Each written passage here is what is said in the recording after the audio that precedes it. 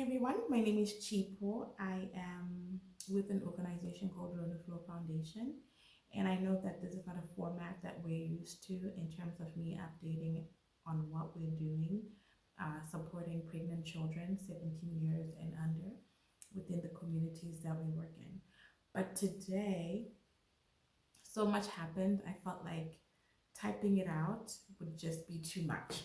So at 5:30 this morning, I got a call. One of our kids was in labor, 16. So she went to one of the purple doors, the community advocates that we work with, and she was escorted to the clinic. On arrival at the clinic, the advocate then saw one of our other children who is 17. Apparently, she had just arrived as well at the clinic, and she was also in labor. So as the day progressed, I then got a call. The clinic was stated that, you know, after observing the 16-year-old, her pregnancy was not progressing the way that they wanted, and they wanted to refer her case to the central hospital, but the cost of an ambulance is $40 US. So typically, this is when I come onto the internet and I ask for money, but I just it was an emergency. I wouldn't have had enough time, so I made a call to um, to someone in government, and they were able to call ahead, and the pregnant child, was able to get transferred to the hospital. So we were happy about that. And then around 2, 3 in the afternoon, I got another call that the 17-year-old, her pregnancy her labor was not also progressing, and she also had to be transferred to the hospital. So, same channel, she ended up going to the hospital. So, I'm happy to announce that as of today, November the 26th, our 16-year-old had delivered a healthy baby boy, and our 17-year-old delivered a healthy baby girl. In fact, the 17-year-old delivered around 4 in the afternoon, and as of right now, which is 9:23 p.m., she's back home. She lives on her own, but today she's being assisted by someone within the community who's one of our Purple Door advocates. So, two for two, right? Not bad for a day. Two healthy babies and two safe births for our 16 and 17-year-olds. So it's 9:30. I've put my daughter to bed. I'm thinking, okay, the day's done. But no, no, no. I just got a call from another agent, another Purple Door agent. Apparently, one of our other 16-year-olds is also in labor right now. So she's walking as we speak, as I speak. She's walking to that child's house so that she can take her to the clinic. But for this particular child, when we took her for an ultrasound scan, and then she went to register, and shout out to MSF for facilitating her antenatal registration. At the clinic, they wrote automatic transfer, so she's not going to be able to get delivered at the clinic. So again, that's another $40, right? So I made another call, and I've been told the child can proceed to the clinic, and on arrival, she's going to be automatically transferred to the central hospital. Why am I sharing all of this? I'm sharing because there's a myriad of issues that impact the um, outcomes, maternal health outcomes for these young girls. Um, there's access to care, which they don't get most of the time. Some of them actually get to delivery without having had not one contact with the clinician.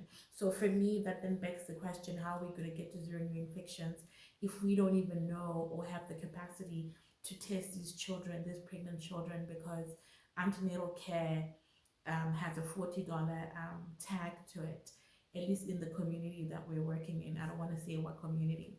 Um, So that's number one. Number two, um, obstetric violence. Listen, today, the first 16-year-old who delivered the baby boy, she told me personally, and she also told our Purple Door advocate that she was yelled at for having told me to then facilitate access for her to go to the hospital.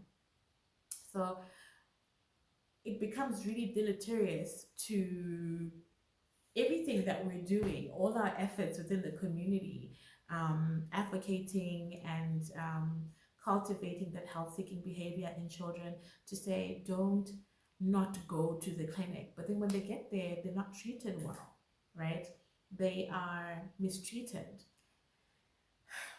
So it's very apt, being that we are on second day of 16 days of activism against gender-based violence, and I feel as if we need to really look at the violence that is meted on these children, the adultification of these children. Just because they're pregnant does not in any way make a 14-year-old an adult. So now that these children have delivered, some of them live alone, have precarious housing. There's also the nutrition, right?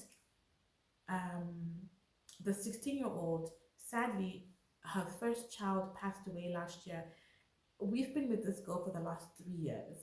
We first met her when she was 2 months pregnant, and we walked the journey with her all through her first pregnancy. And ultimately, when she delivered, it was a premature baby, and the baby didn't thrive, and sadly, the baby passed away.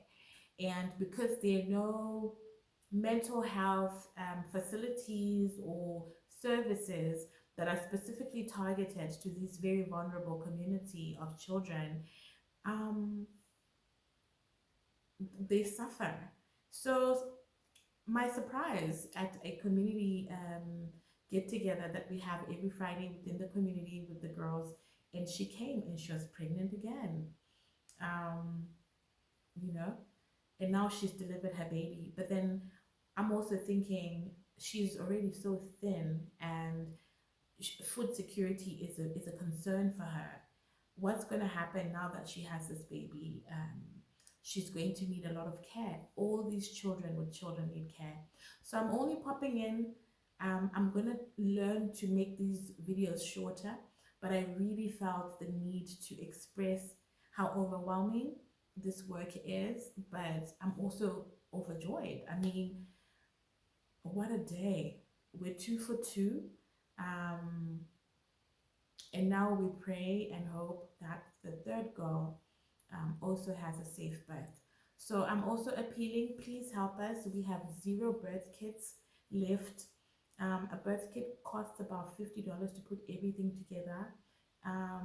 Please consider, please consider donating.